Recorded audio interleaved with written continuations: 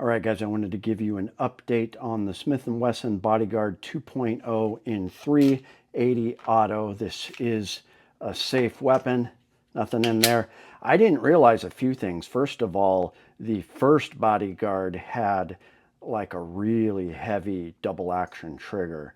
This is a nice, crisp, flat face striker fired trigger. So a lot of people are really happy about that. I also didn't realize that this is hard to find right now. This really sold out. And at least here in Alaska, people have just been messaging me, just where did you get this? So I was really lucky to get it. It is a popular item, and I do believe this is the top conceal carry if you want to go very deep conceal. Now, it's not always the greatest option, but for hot summer weather, I mean, I have small hands and it literally fits in the palm of my hand. Just to show you, I used to consider this teeny. I mean, this is smaller than a lot of micro nines. This is the Smith & Wesson 40 Shield M2.0, and this thing just, I mean, it dwarfs it. Look at that. This thing is way smaller and it's so thin.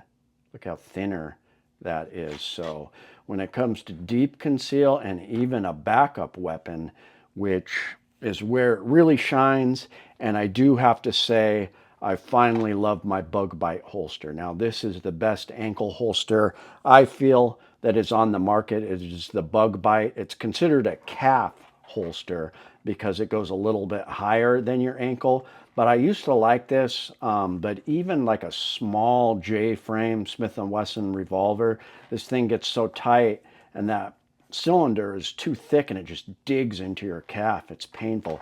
This thing is so thin, it's like, you know, a deck of cards in there, and you just, it's just so concealable. So in the summertime, very doable in a really secure calf/ankle holster like the bug bite. I'll show footage of me wearing that, just so comfortable.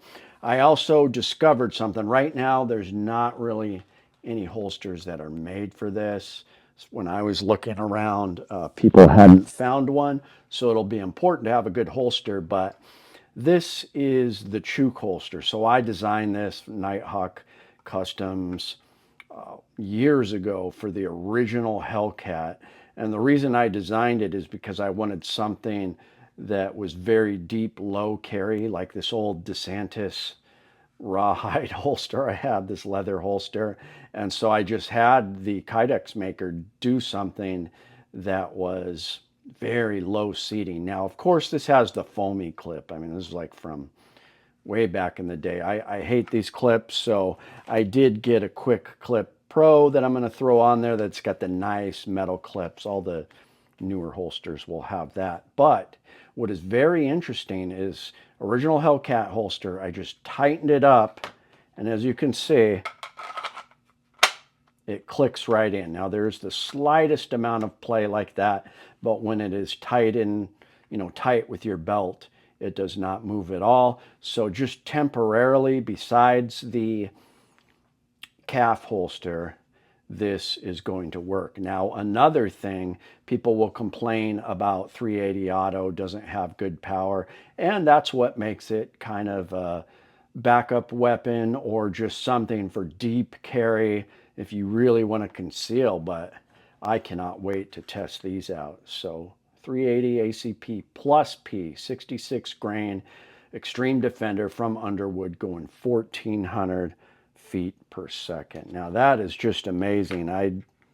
For one of these little mouse guns, I mean, look at that. It's not quite what the 9mm would put out, but still, you're going to get way over what the stock ammo and the ball ammo in 380 gets. That is pretty impressive. So out of this little barrel, I am very interested to see what this gets. So 10+1 in this magazine is not a bad, I mean, 10+1 in something teeny like this would be unheard of. This is typically, you know, back in the day, something like this would have 6+1.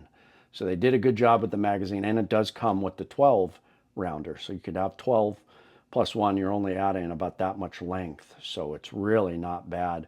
But like I said, 0.88 inch. They got way under an inch. It is just so thin. And for something like this, this is going to be very low profile, deep carry. So let me know what you guys think. I think for a teeny 380, this is simply the best you can get, and I'm pretty happy with it. So I'll definitely be looking forward to testing this ammo out soon, and I'll give you some more updates.